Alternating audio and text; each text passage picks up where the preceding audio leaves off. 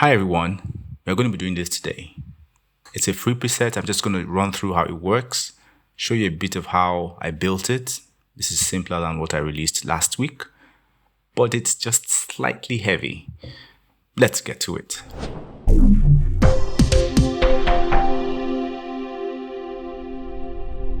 So you go to Effects. After installation of the plugin, you go to Effects. You see 3D Text Animation version 2. Then I'd rather have this to be 10 seconds in length. So I press Ctrl D and type 10 seconds and change that so it becomes 10 seconds.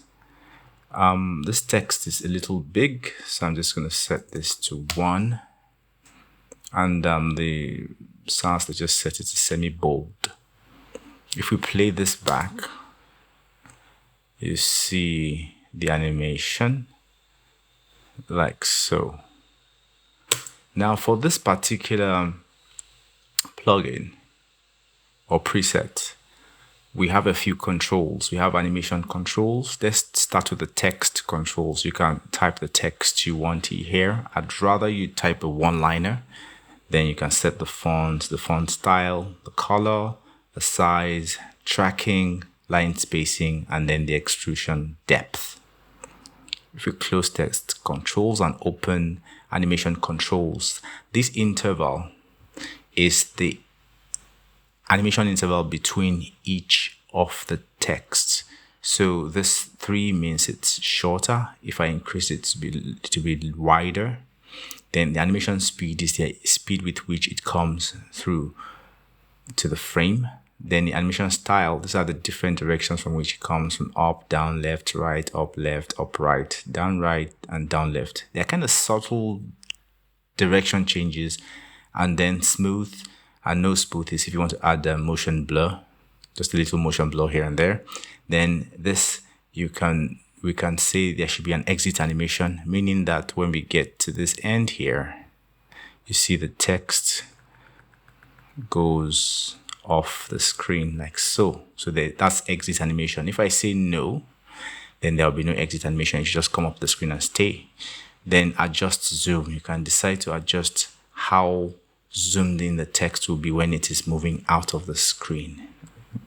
So if I increase this and I put exit animation, you see that it moves faster off the screen because the zoom value I'm adding here is high. So it moves faster. If I decide to reduce this a little bit, you see that we have more of the text showing on the screen. And then you can also determine how the animation does. Right now it's random, but 1 by 1. You can do left to right. And see it comes in from there and leaves like so. And you can do right to left. Then you see it comes from there. So on and on like so. So that's what this is about.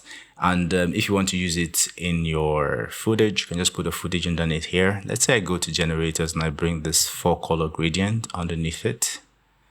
And let's drag that here. So you see we have that sitting nicely on that. Yeah, and let's say you click here because it's not running very smoothly. You want to render in place. You can just say render in place and get it to run smoothly. And then we just have it move smoothly here. Now let me show you how I created this. If I click on this and I click on here to open it in Fusion, we have the node here. Let's make it a single viewer by clicking on that toggle there. And let's drag this up here a bit. And let's double click on this so you see the node tree. Now this is the text 3D. It's within this text 3D that most of the animation happens. So if I double click on this, you see the text, you see the extrusion. Then I go to modifiers.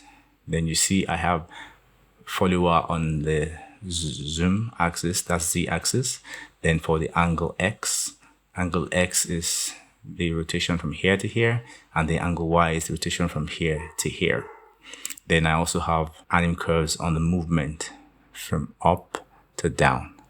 That's basically it then, and all that goes through Image 3D. I light it up, goes through Renderer 3D. For this Renderer 3D, I set the renderer to hardware renderer to make it run smoother.